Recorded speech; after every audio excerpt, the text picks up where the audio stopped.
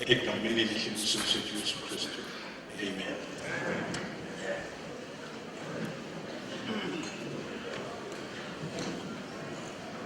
Izasinceda into yokuba ezi zinto emabandleni zivuselelwe, zithethwe, zifundiswe, ngoba kakhulu sixanele ukuthetha kaThixo, sikulandele ukubona izinto zisebenza kwakhiwa ibandla likaKristu. Injongo yokwakhiwa kwebandla ukuba lifikelele ezizakheni lona, lizakhe alihlangene, lizakhe ngeziphiwo ukuze ibandla lifikelele ebudodeni. Kube lula ukuba uThixo asebenze ngebandla.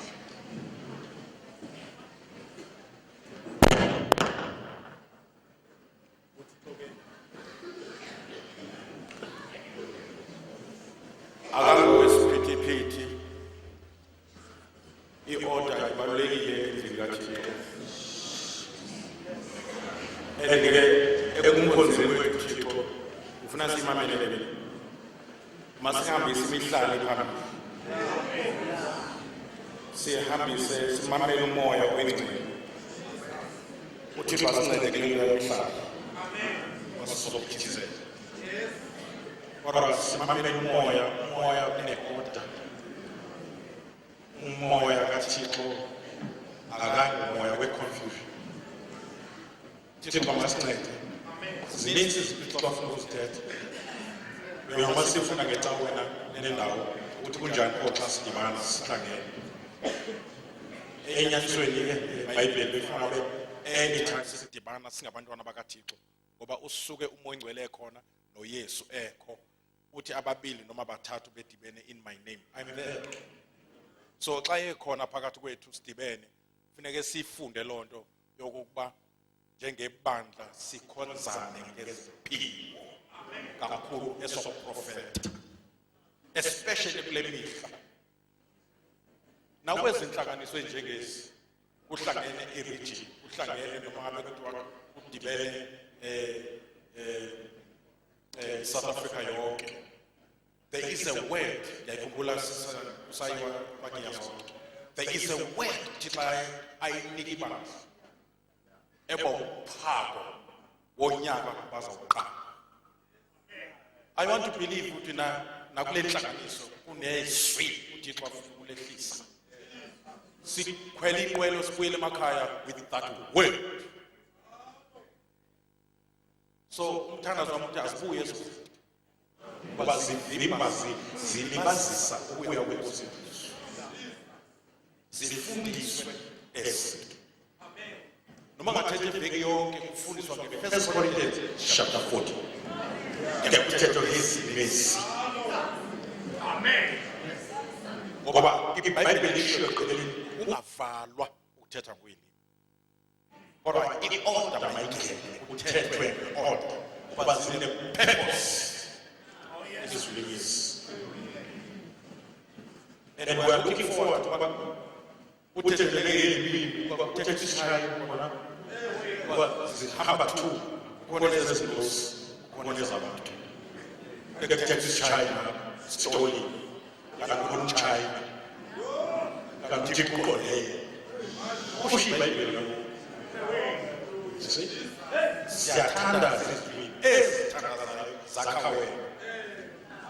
uma sikubukela kula kuba vela kwehlanga ukuba moya thethela phansi xa siphethe message thetha kuvalele ungahambisi nokulila phambili hambisa message ngoba uzoyila sizafa ukuthi xa uthetha lento kufanele sifundise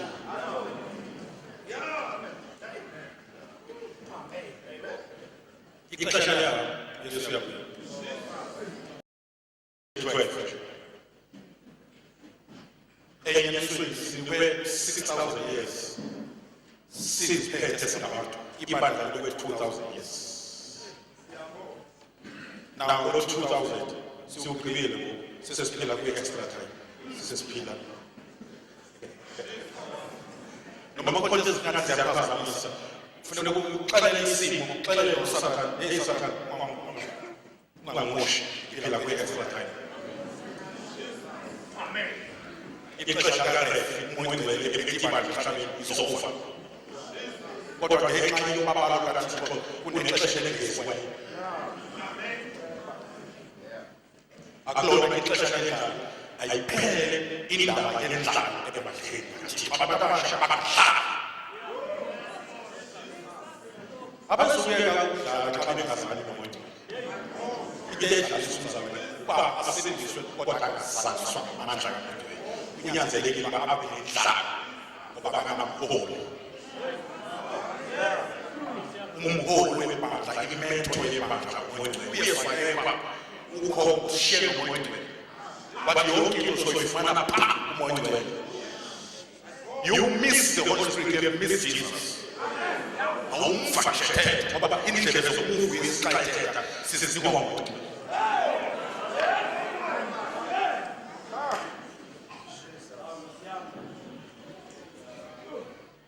Kusendizweni yami ukuthi le nkonzo angabakhona into omsho ozophuma, especially usisi ongeza ukwamkela amandla kaMngcwele. Angithethi amandla kaMngcwele okwephansi uvuka njalo. Sengithethi into noma uyawo kodwa uvuke into. Ngoba uMngcwele akanwebela ngakwena uthuyiwe uzohlala asebenze umsebenzi athethe athethe ngamaphupho, athethe ngama-visions, athethe uhamba, athethe ucinga, ukuba wena usacinga noMngcwele siyathetha through your mind, through your meditations. Thethe nawe uMngcwele akuncedise sewumastudies akho, akuncede uMngcwele athi ufuna uphasa uqikabayeke.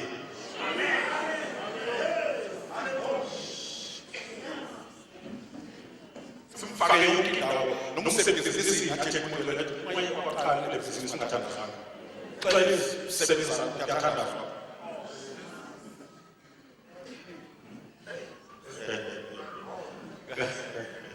Ungabeki indawo esimfaka kuyo uMngcwele. Noma uzothetha nomntana wakho ungcolisa uMngcwele, ngicela ungena amagama ngithethe nalo. I cannot convince him. What the conviction when I'm when you are convinced EJ is color it past when amandla conviction you are as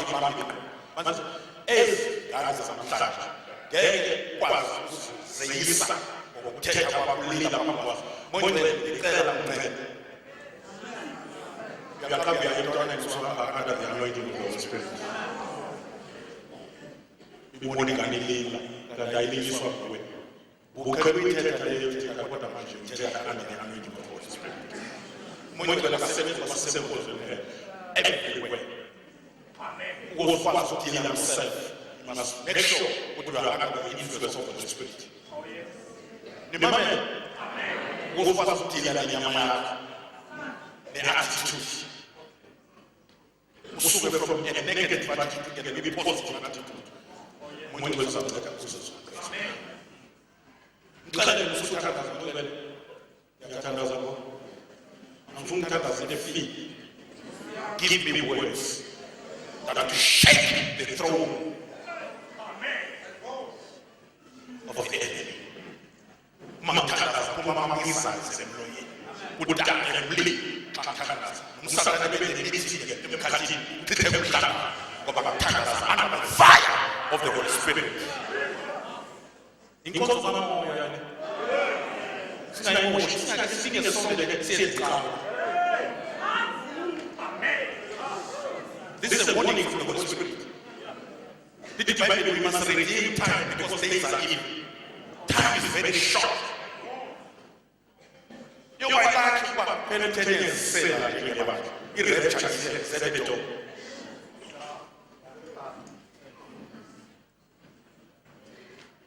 Malibonga kamanzi.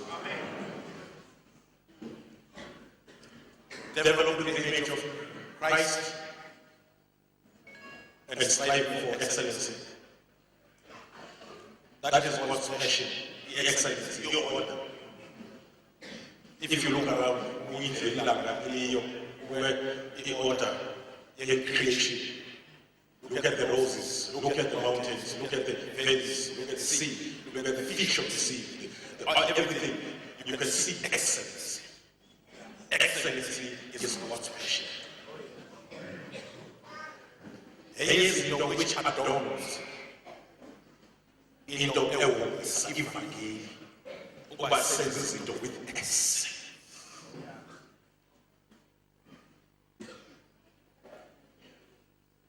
Into ukuthi yakholwa sisiyo ayithethi ukuthi sengizokwenza into ezingamqo. In whatever I do, I'm sure excellence. And it is supposed to be more when Christ has taken over your life. Amen? Amen. When the creativity, when innovative, when this is it all. As a abantu offer, but we have never seen such. Where can we find such a man? Yeah. We can trust this man for very serious position in our country. That's the person that we need. He's the asset of the nation. Because they see excellence, and that excellence turns out to be God's glory. Lithi iBhayibheli khanyana phambi kwabantu babona imisebenzi emihle that is excellence babazulise uyihlo usizwe. Kunabantu abangeke basebenzise amavesi amaningi abazobona imisebenzi emihle. Vele ke mofuna iBhayibheli. We are his workmanship. We are the works of his hands. Sidale imisebenzi emihle ayibeke ngaphandle. We have been assigned to do good works. Even before we got saved, before we were born, the assignment from above is given to us. That is what it is. Agamala daily ngoba edeserve kodwa la daily deposit. It's too much to do for him. Too much. Utamyeke. No.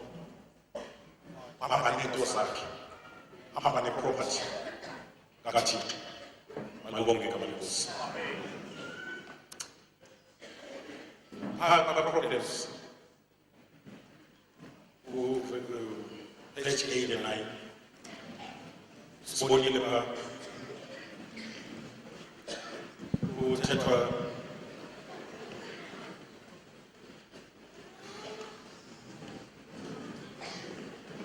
sinikwe example of David, chapter 13 verse 22.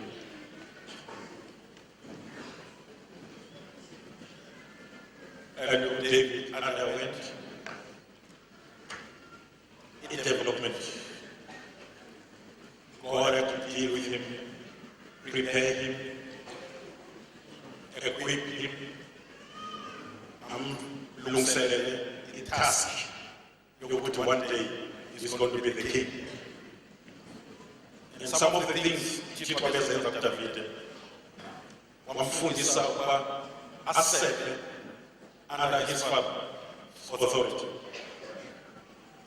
Akwazi ukuba responsible for izifo zikayise. Ezihamba ngamanqina amane. Before uThixo amathembele izifo ezingabantu. Anqamphila kwakhe athi mangife ukuba ngiyafa. I cannot afford ukuba izifo zikabawo zihlasele. Aziname abulala ibhere abulale ibhwesi useva izifo ezizakhe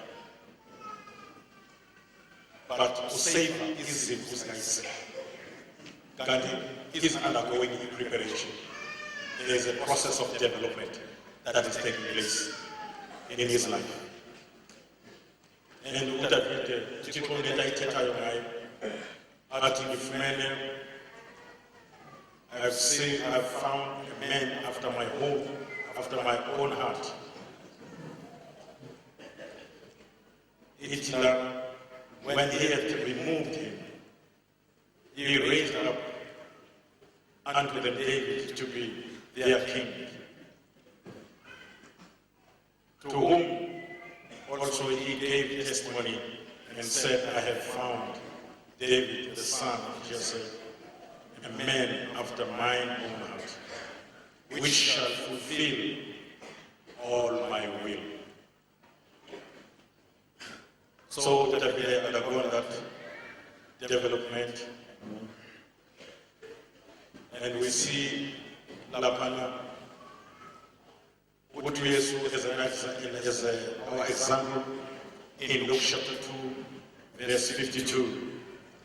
What Jesus, he grew in wisdom, that is psychological.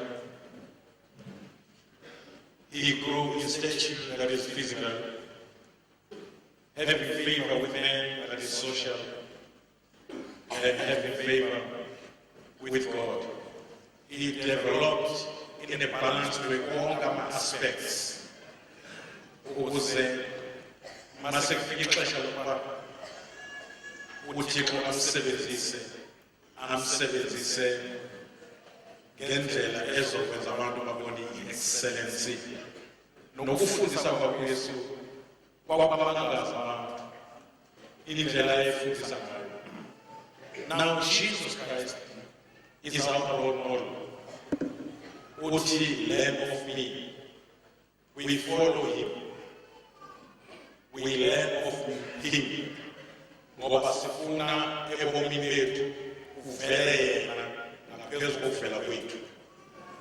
That is why lithi phaya kuGalatia chapter 4 verse 19, until Christ is formed in you.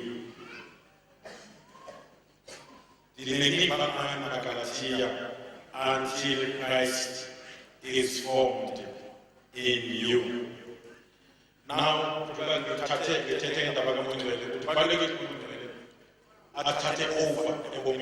fully and under all aspects. In Korea, even under the influence,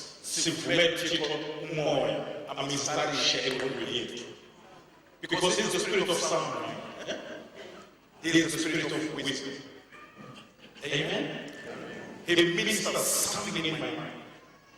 After he anoints my head. The anointing is the type of the Holy Spirit. The head with all. Hallelujah. And you made a Pentecost. Umuntu wethu in the form of fire. Wabona ulilo on top of each and every one. Any problem is central. When the mic make sure in all out because the battle between the spirit and the flesh is in your mind. Once you are winning in your lifestyle, so winning your whole being, opening your office. Hallelujah. Simple when we study even in our body, because the body is a vehicle. Not just so the body is the temple of the Holy Spirit, or the temple of God, or more. Umzimba must be saturated by the presence of the Holy Spirit. Umzimba must be saturated. Mafunda Romans chapter 8. Kodwa umoya wena uyenza iphile nemizimba yethu enokufa. Kunento ayenza umoya emzimbeni yethu.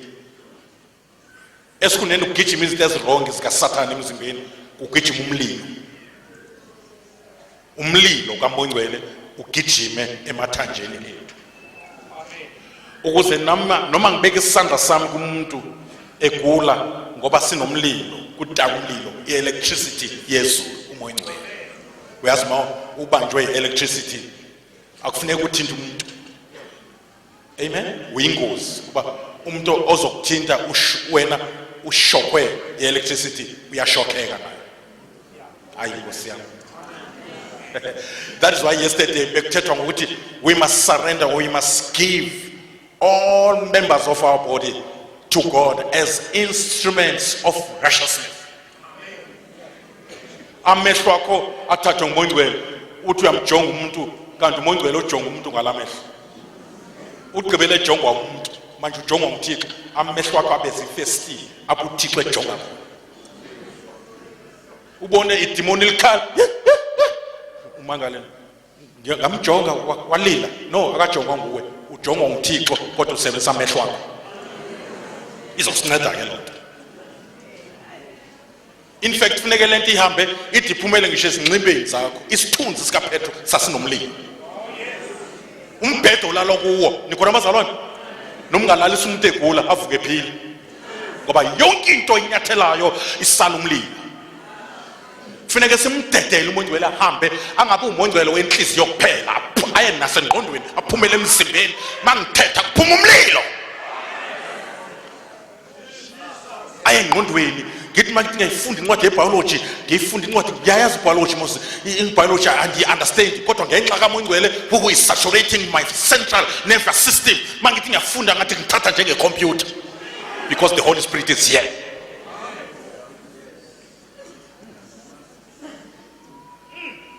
Uyajika umzimba wakho xa umoya ongcwele ethathe full control over your body ube izulu elihambayo umzimba because indawo lapho kuhlala khona uThixo kuthiwa isezulwini. Manje mayihlala kuwe you are a mobile heaven. You carry the presence of the Lord with you. You are the temple of the Holy Spirit. Amen. Noma uyangena eTexini bekuzokwenzeka into kanti eTexi ine devil worshipper ngenxa ukuthi khona wena basindele wena bonke laba bantu. Ngoba bebecinga bakungena umuntu kanti kungena izulu lonke. Obana bathi ngifuna low level. Yeah. Oh my God. Yabona? Simdedele umoya ongcwele enza umsebenzi. Yabona electricity ake ngilinganise njengomoya ongcwele electricity today. Uyapheka ngayo. Ulight lapha. Amen. Ulalela music ngeelectricity. Ugcina ukudla ngaboni ngeelectricity. Wenza into eziningi ngeelectricity. Uyotha ube warm heat ngeelectricity. Unjalo umoya ongcwele ungena lithi iBhayibheli kwangalowo moya omunye unalokho kwangalowo moya same spirit kwalowo moya noma ngiyatadisha kwangalowo moya noma ngiyapheka kwangalowo moya noma ngithobela indoda yami ngakho kwangalo noma ngimamela abazali kwangalowo moya noma sibamba umhlangano kwangalowo moya yonke indawo wangena umoya ongcwele.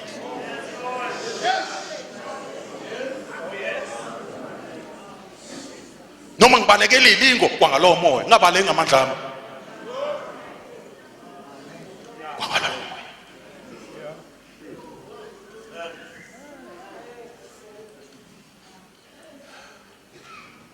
noma ngikhulisa abantwana kwangalowo moya noma ngiyacula kwangalowo moya noma ngiyafundisa eklasini ngihlanganisa imfundo yase college ngidibanise nomoya bese ziphasa zonke izingane zami ziphase noma zingadeserve ngoba zine favor phakathi kwazo. Abevana manje uThixo wasikelela iEgypt ngenxa yomuntu oyedwa onomoya kaThixo. Anif angiphindi and uyi-challenge uYoseph uyi-challenge ukuthi singabantu abasha. uYoseph ngikhula ebusheni bami was my role model. Bengiyifunda incwadi kaYoseph ngiyiphinda ube ngichallenge nangalento ukuthi ubephila lempilo kungekho eBhayibheli. Ubephila lempilo uYesu engakafi. Ubephila lempilo bengekho abazalwana abathetha ngeLwimi. Ubephila lempilo zingekho iteningi neziphiwo nabapostoli nabaprofeti kungekho nix. Wayiphila lempilo. Wayiphila ezwe labahede wayiphila esesuka la umfazi welida. Waqhuma wabaleka wathi le ayifuni rebuke ayifuni umthandazo ifuna ngibaleke. Mayisefikile umoya ongcwele ukubaleka kwakho ungashintsha ne-cellphone ushintshe ne-flat ohlala kulo ngoba sekufike yena. Ezinye izinto azirebukwa uyabaleka. Oh. Waphila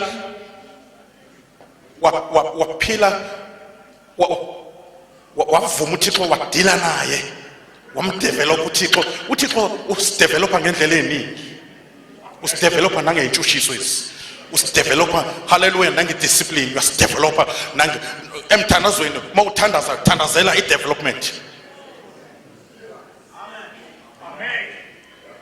Ungathandaza umthandazo wecawu, thandaza umthandazo wokuzakha wena. That's why kubalulekile njengebandla we must learn. Simvumele uMongcwele asifundise ukuthetha i-language of the spirit. Amen. It is the language of the inner man, the born again man. Speaking in tongues, you allow the inner man to speak. If you pray with a known tongue, you allow the Holy Spirit to give you words, but through the channel of your soul. Amen, amen. Through the channel of your mind. Uma ngithetha ngolwimi oluvakalayo ngithandaza ngengqondo yami, kodwa uma ngithetha ngolwimi olungavakali ngithandaza ngomoya wami. The born again man, the inner man. Hallelujah. Especially mawedwa uthandaza, uthetha ama mysteries with God. When the exchange, umthandazo is more of fellowship than ubeke idingo zakho kuThixo and go. Thixo akayona i-autobank. He's your father. He's your lover. Hallelujah. You see, sometimes to lay prostrate before him and say nothing and spend some time in his presence and allow him to speak. Hallelujah. When athethe in a mysterious, in a soft way, athethe through your nerves, athethe through your emotions, athethe uzwe uthando, uzwe your emotional part in need yakhona. uThixo ezalisa, lithi iBhayibheli, he satisfies my soul with good things. Uzifa ungasayikhanukeli into kade uyikhanuka ungakathandazi, ngoba ufike emthandazweni wakusaliswa ngezinto. In his presence is fullness of joy. Uzwe ijoy which is unspeakable. Uzive kudevelop in a confidence, kuphele ne condemnation, ne fear mawufika emthandazweni. Hallelujah. Because uthandaza by faith and you know the purpose of prayer and you pray according to the move of the Holy Spirit.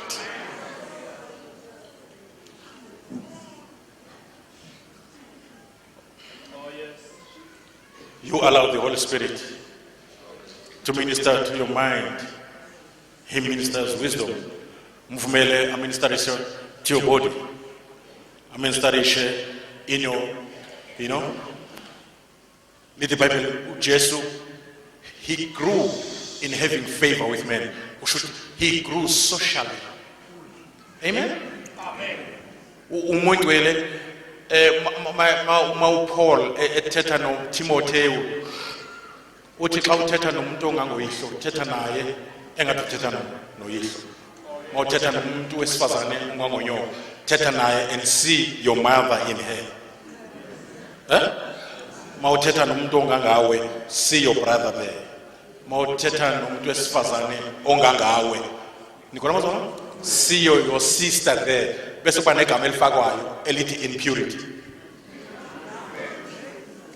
Hayi niyayizwa lethi ngisho, that is the ministry of the Holy Spirit in your relationship with other people. Ukuze i-relationship phakathi kwakho nabanye abantu ibe productive, ibe fruitful, ibe edifying, ibe pure, kufuneke uMongcwele akuncede. How you, ngoba ngaphandle kaMongcwele niqala kakuhle napha ku Facebook, ngoba that is the social part of it. Ngoba Facebook is social network. And ke uma ngabe ungena nje ngaphandle kaMongcwele kugcwele amademoni lapha nama devil worshippers, kugcwele yonke into lapha ku Facebook nako Twitter no Sean phela ezindawo nako Mixity ezo bakuphelile abantu abasha balala, abanye balala ngo2 ngoba bangene kwi social part bashiya uMongcwele ngamuva.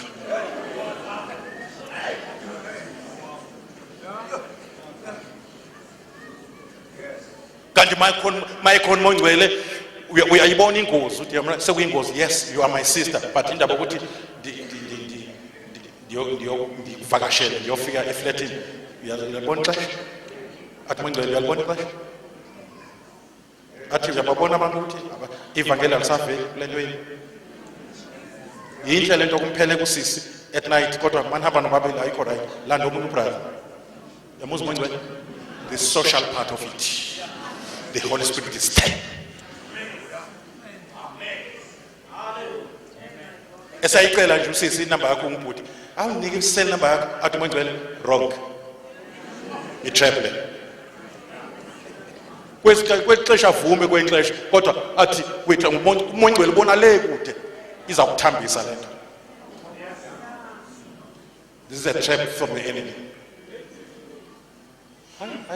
Bayive i mistake uhambe ushiya distance uhambele phambili ushiye ngemuva uMongcwele. You are asking for trouble. Awuvumi yonke into le. Enganisho nathi thina esinvitewayo akufuneka ukuthi yes yonke indawo. Uthi yes siyacela uzokusikhoza yes kufuneka ubuze uMongcwele ngiye ngoba uzothi uMongcwele ungayi I trap. Ha?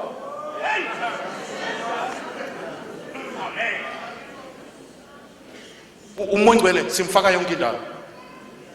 uMongcwele uyena owenza kwekhona healthy relationship between you nikhona abazalwane and other person.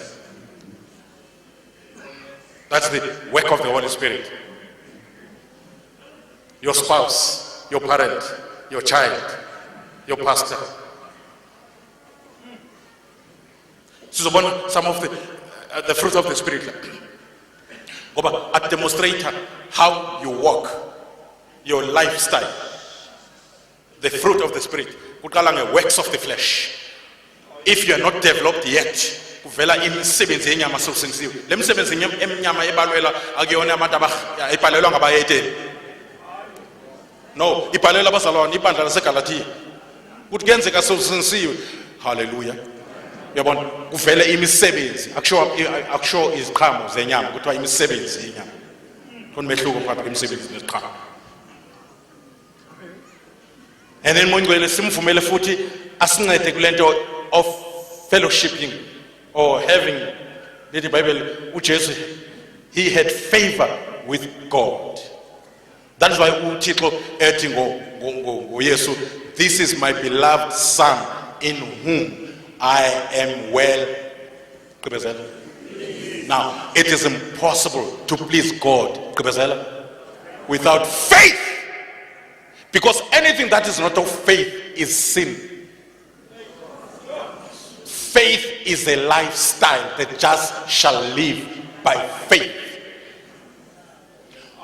Paul says, the life that I live now in this body, okunzima ukuthi kuphileke uMngcwele kuyo, kuphileke a Christ-like life kuyo. I live this life by the faith of the Son of God, not of my faith. You don't live by your faith, you live this life by the faith of the Son of God. That is why uJesu ethi have faith. Atamanye amaBhayibheli have faith in God. No, have the God kind of faith.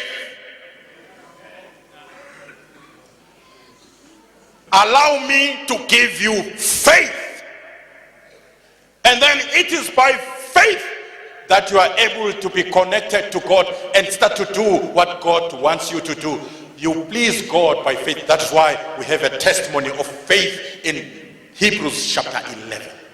Kutwa Abraham by faith Abraham wenza ukuthi, by faith uAbel wenza ukuthi, by faith uMoses wala ubabizwe ukuthi unyana wentombi kaFaro, by faith uAbela wanikela. Now faith is at work here. Amen. So faith is a connecting cable that connects you to Jesus, so that you can say, I can do all things through Christ who gives me strength.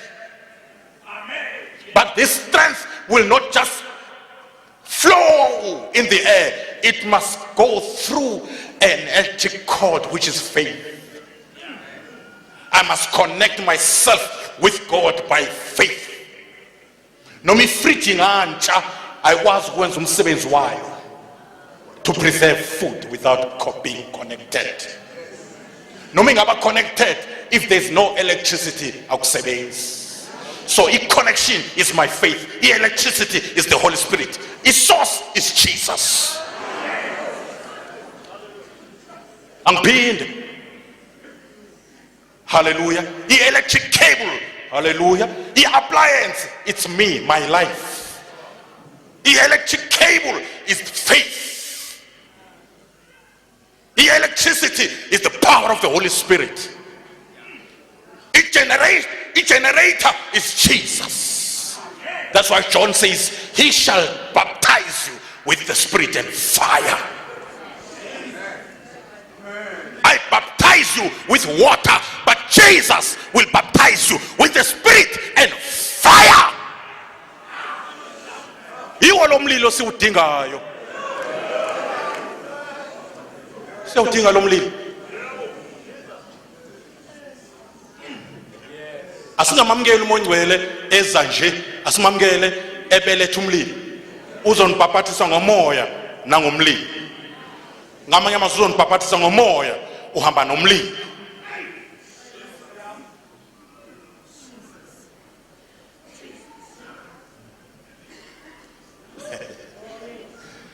Oh my God. Hallelujah.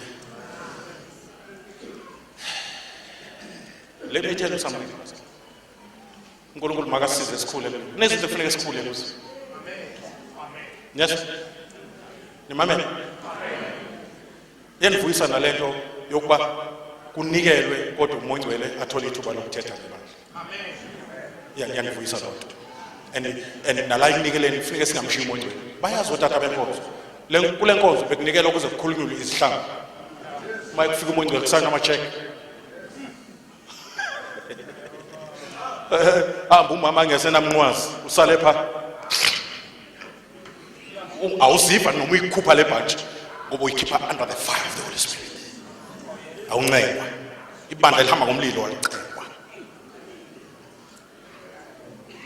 Masifuna lenkonzo ihambe lula, asithethe uMongcwele umnikazi wenkonzo. Uzokwehla nokwasithetha amajala ngoba uMongcwele une conviction. Ucela suka nje awuthetha ngayo mhlawumbe yoxolisa.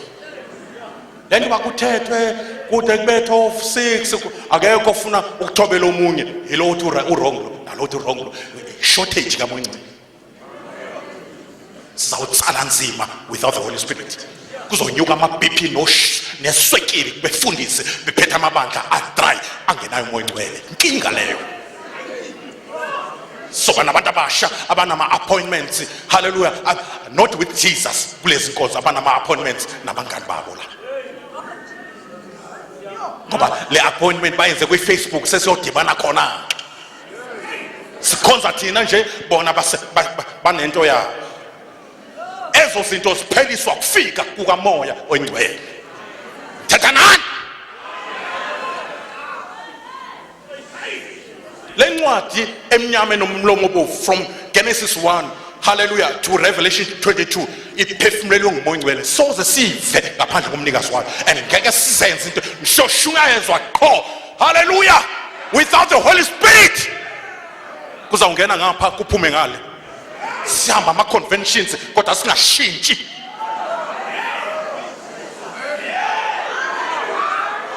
Ngoba i-life yebandla is in the Spirit. Nezwi likaThixo, hallelujah, liyaqhuma libe lively, lingabi iBhayibheli engathi ufunda inovel. Mawufunda ufunde lize nesithilelo. Lidimanda ukwenziwa. Awu nikhona bazalwane? Xa ulifunda ungathi ungalenza manje, mawufunda indawo ethandazayo uzive sewuyivala sewuqala sewuthandaza. Malithetha ngokuthi kobekwe izandla phezu kwabagulayo baphile, uzwe izandla zakho ngathi seziyaluma, sefuna umuntu ogulayo la, sefuna umbeka ngoba the Holy Spirit is the doer of the word.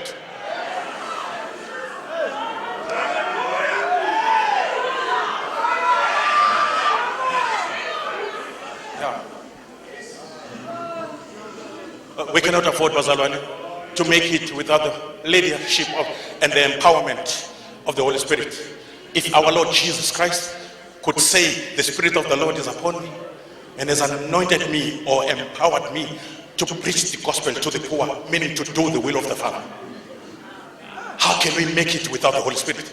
If Jesus, being Jesus, nendlela azalwa ngayo was miraculous, kodwa wasibona ukuthi uyadinga, hallelujah, ukuhlala linde naye, hallelujah, umoya ngcwele wehlele phezu kwakhe before aqala umsebenzi kabawo.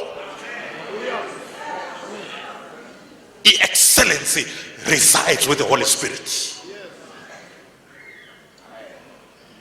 No matter we usher, if you do that under the anointing, you banally excellence. Mambamba umuntu mbamba ngomlilo. Umuntu welakhuluma athi akasingiswa ngalo. Njengoba umbamba nje angaphumi nje. Umbeke esihlalweni esivutha umlilo kade usithandazela. Noma uyi-keyboard player ungayihlali without fire. Khona uzungeza entertainer la. Uthiklisha imizwa yenyama. Kufanele kudlala njengoDavide owadlala kwaTakidimoni kuSawuli. Kuthiwa abaprofeti, there were times where they used to prophesy through instruments. Mazikhala insimbi zikhale prophetically. Mazikhala kwehle, hallelujah. Lithi iBhayibheli uEliya wabacela bathi, can we have a word from the Lord through your mouth? Waba honest wathi bazalwane anginalo izwi from the Lord. Wasethi kodwa mangaletha abantu nje abaphethe into zokubethwa nabavumayo bavume phambi kwami babethe izinto zabo, then something will happen. Basiswa ngoba abantu, they were hungry for the word from the Lord. They were hungry for the prophetic word. Kweza abantu ababethe izinto ezikhalayo nabavumayo bekumoya. Lithi iBhayibheli, and the hand of the Lord, meaning the anointing of the Holy Spirit, was upon him and he started to prophesy. Wacinga nje baqala ecula ikwaya before kushunyelwe kuyenziwa, that is biblical. Kufuneke ngesikhathi becula kwehle umoya uhlale isandla sihlale phezu komprofeti ozoshumayela ukuze angashumayela inzondo, ashumayela isidingo sikaThixo. Singaculi nje kodwa sazi ukuthi uKristu uhlala engomeni.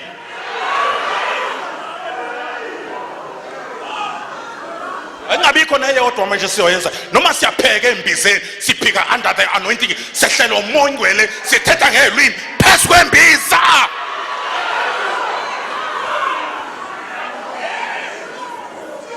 Usathane unyala sekwanele. Singavala nale crime la imthatha. One can chase 1,000, two can chase 10,000, which means 4 can chase 1,000,000. But we must bow down and allow the Holy Spirit to lay hands on us and release the power of the Holy Spirit.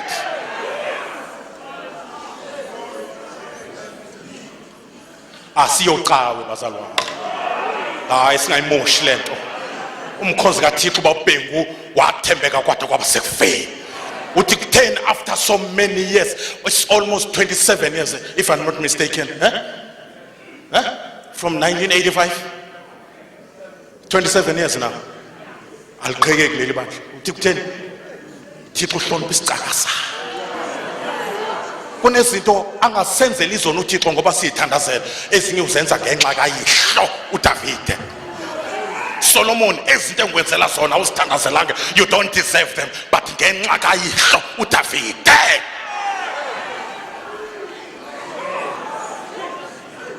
I know, I'm clear about that. I know. Thixo singabi namahloni, uThixo kaBhengu uyena osigcinile. Ungabi namahloni. Uthi Paul kuTimothy, ungabi namahloni ngami Timothy. Uthe ebandleni laseKorinte nabo abafundisi bafika labafundise, but uyihlo munye ndim uyihlo.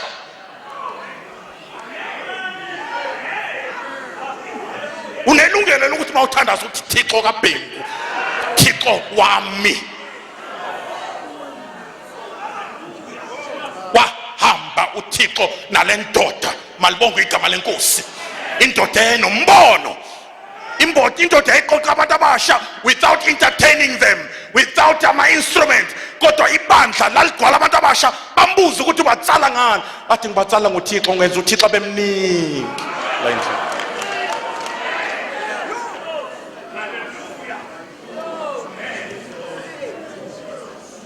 asivumelane asizuyimosha le asivumelane ayizufela ezandleni zethu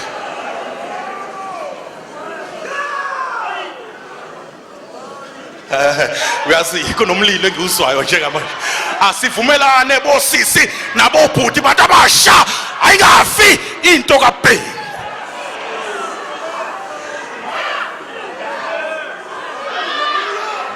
hey mamelana uMongcwele masimfake sisimfake nakwi-vision ubaBhengu uThixo amnika yona ke siyo revisita sithi Mongcwele akusikhumbuze what was the actual vision sisembuza nangemsebenzi yezandla ukuthi sisahamba ngakho yini kuseyimisebenzi yokuveletha abantu noma imisebenzi yokuqala ukuba incede thina sizenze abaswanga namanje kuseyimisebenzi yokuvela emakoteni noma imisebenzi yokuthi singalokho mangabe utata wabantwana ngashadile ngiyocela imali kutata wabantwana ngikwazi ukuphilisa abantwana bami Mongcwele uzosikhumbuza Mongcwele umsebenzi wakhe lo uzosikhumbuza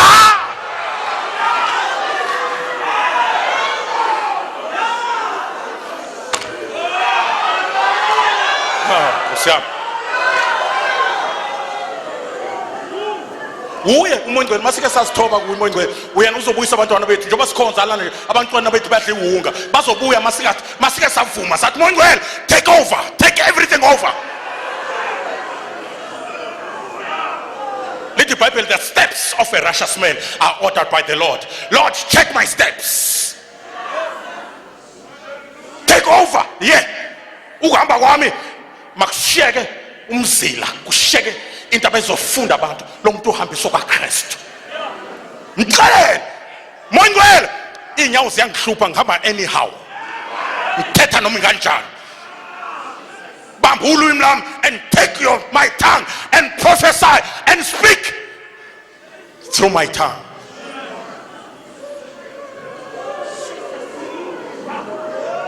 ay asibuyeleni Mongcwele inkosi yethu iye emanzini nje ikhonto eyilanda pha emanzini xelelo ezulwini konke ngeke ikwehlele ungavayanga khona haleluya uthe kubehla umoya lathetha izwi uthe kuba uMongcwele ehle phezulu komhlaba ahambe phezulu komhlaba lathetha izwi kwavela ukhaya uma somncisha indawo uMongcwele sincisha uThixo ukuthetha angiphindi futhi akufuneki sibe noThixo othetha masihlangene kanje kuphela athethe na uhamba hey uMongcwele uthetha azathethe nange toothpaste athi wayibeka kanje kanti uyifune engam ucinga le phepha izoqoshwa abantu ufike ishiyiwe ungenile omunye la itoilet washiya le oyephepha iqola uthuthu uthenga ingoba ukunxiba athi ayizungizukisi usukunxiba nje ngeso sengithetha umoya athi hayi akusaphili wena phela manje nalomzimba akusiwona wakho kuhlala mina respect me uyashumayela nangonxiba kwakho be careful kusho uMongcwele ngoba asizuyisho yonke la epulpit engizokhulunywa uMongcwele karabosh hambe yoxolisa kumkakho awuthethanga kakuhle ube yindoda omZulu waba indoda omXhosa instead ube yindoda kaThixo uSara wathetha noAbraham wathi akagxothe haleluya uHagari nomntwana wakhe waqinisa inhloko ngoba yindoda kwehla uThixo wathi hey imamele lethethwa ngakho lithi iBhayibheli wavuka kusasa mase kufika uMongcwele uvuka kusasa bazosoyisa laba bantwana masithiza ngenhloko zethu kodwa masiya ngomoya bazovuka kusasa bayokwenza lento esiyishoyo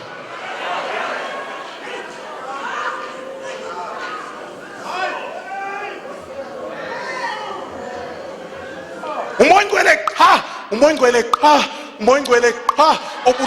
obulala imizwa nama appetites ezono ube intombi ephila phakathi euniversity iphila phakathi kwabantwana abathi izono left and right kodwa uphile ube neclimate yakho within a climate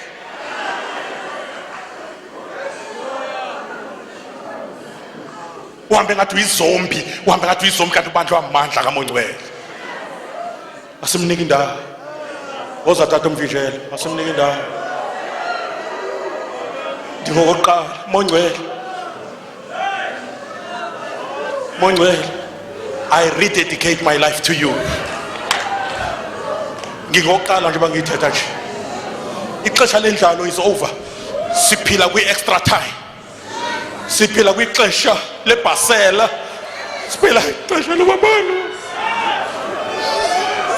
Jesus.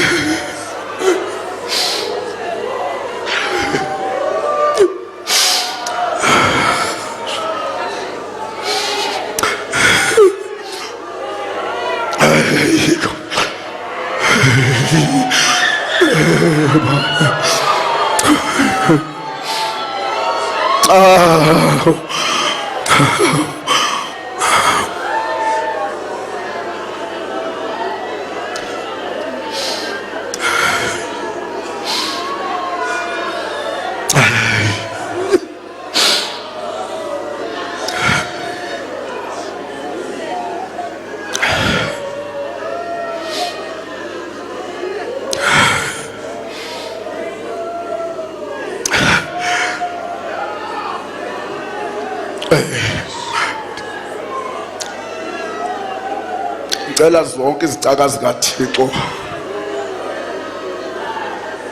ezenyuke lapha phezulu. Nansi into isenzeka. Nansi into isenzeka. Nansi into isenzeka. Nansi into isenzeka. Lalilahle. Yeah! Yeah! Yeah! Yeah!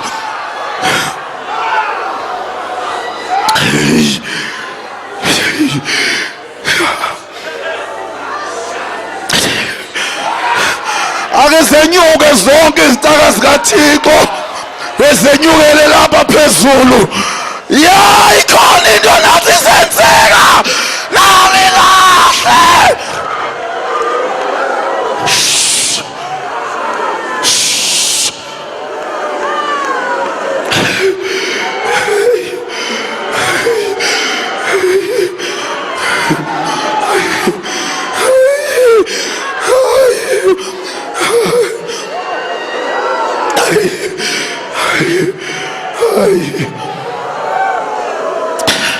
Sasokola madoda.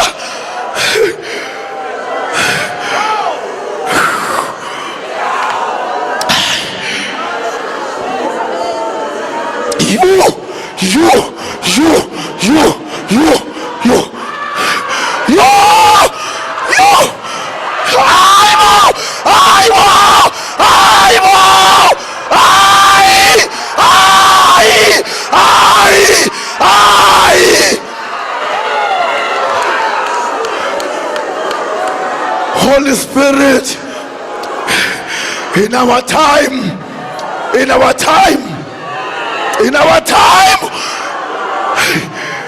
we need you. Akesolula izandla zethu likhona ihobela phezulu liyahamba likhona pha.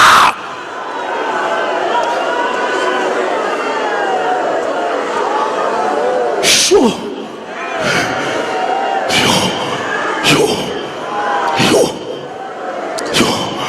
Kwaze kwalunga amalokha lethu abosivela khona. Angeke sawanqanda amanyala aqhubelayo kodwa uMoya Oyingcwele makasifikele ngamandla.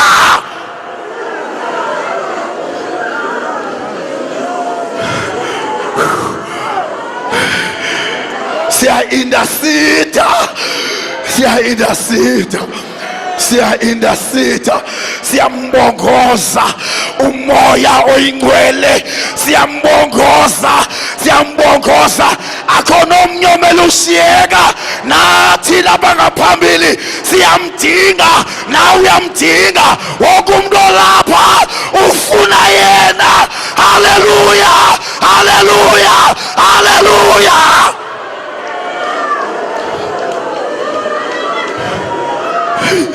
Lishiwe kuye, makathatha indawo, makathatha indawo ngoku. Siyafeyila, makathatha indawo. Thixo, yo.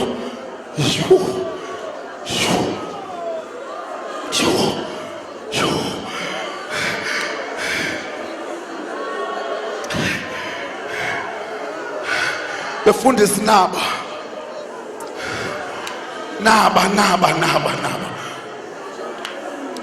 befundisi naba makafike kubo ngoku. Naba na uyathandaza, ungandishiyi, ungandehluli. Into especial today, ndifuna into entsha nendingazange ndayiva. Nantsi imvuselelo wena wakwayiva. Hayi, thatha undishiyelani mna Jehova. Rababashika robobosiyanda rakakebebesi yorobobo karabo.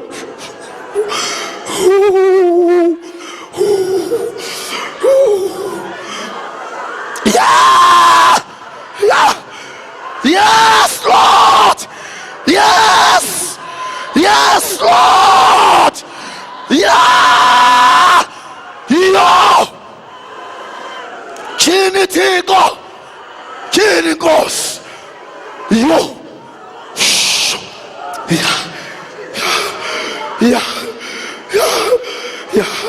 Yafika lento. Yafika! You will never be the same. Yafika lento.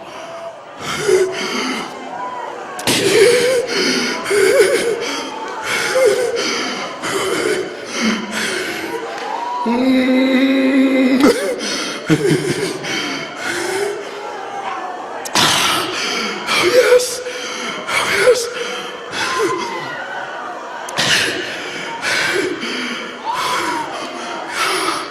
Yeah.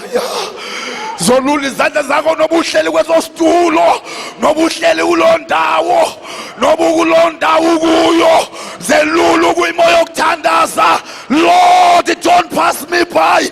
Lord, ndinike lento ezondenza ndithembeke. Ndinike lento.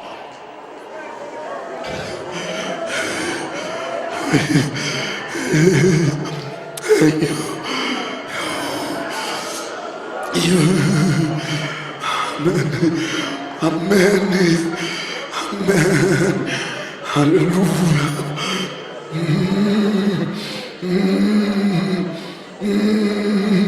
Bavuleleni abezayo bazothatha itouch.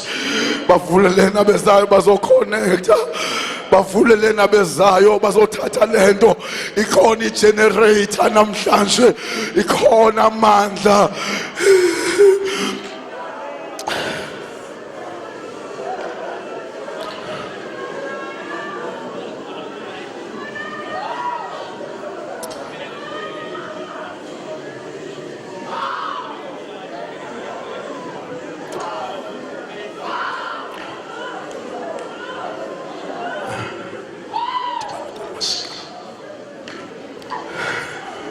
Eyamini wehla ngayo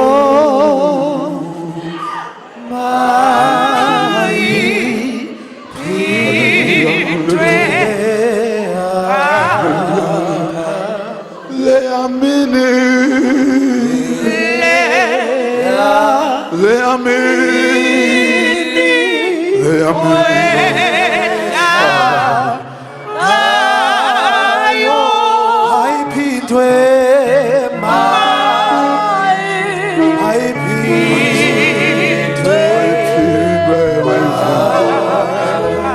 Kawushona wele yamini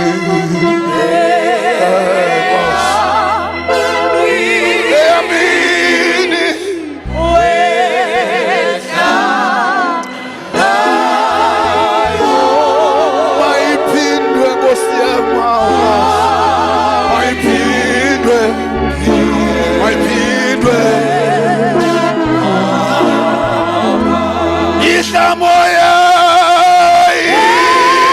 Isha moya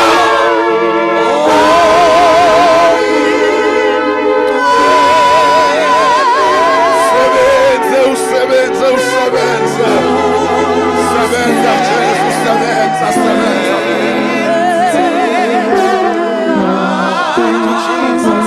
Isha moya